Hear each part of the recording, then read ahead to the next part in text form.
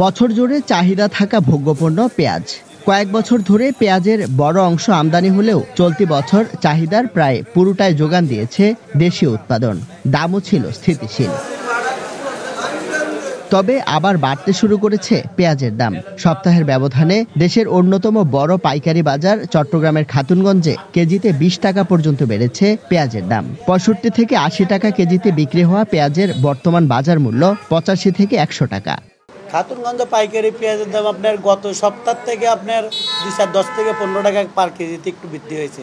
বাজারে আমদানি কম, সিজন শেষ, যার কারণে একটু দাম একটু এক সপ্তাহ আগের থেকে 210 টাকা বাড়তি। 2 সপ্তাহ 1 সপ্তাহ আগের যদি চিন্তা ভাবনা করে তো 2 সপ্তাহ আগে যা ছিল সে থেকে 20 থেকে 25 টাকা প্রতিটা কেজি ভর্তি পেঁয়াজ, ছোট থেকে বড় মানে 60 টাকার পেঁয়াজটা হয়ে গেছে 80-90 টাকা।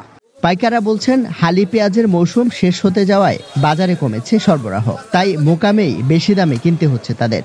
মুড়ি কাটার যেটা পেঁয়াজ, আমাদের দেশি পেঁয়াজ আস্তে আস্তে আরও 15 প্রায় 1 মাস লাগতে পারে, ওইটা আসলে ক্রমান্বয়ে কমবে। এখন কিন্তু পেঁয়াজের বাজারটা একটু বাড়তির দিকে থাকবে।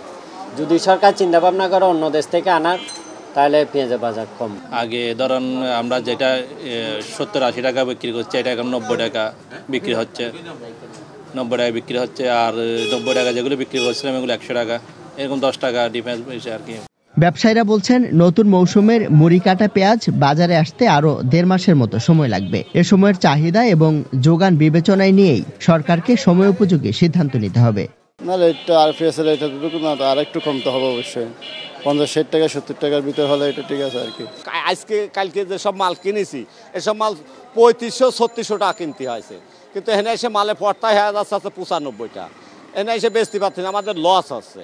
আর হাটে মাল আমদানি কম, কিনাল বেশি। পার্টি হয়েছে বেশি, মালের আমদানি কম, মালও শর্ট, এই জন্য আর কি। প্রায় আর 1 সপ্তাহের মতো হবে আমার মাল, ধরেন 1 সপ্তাহ আর মাল পাওয়া যাবে না, এই কারণে আর কি বাড়তি।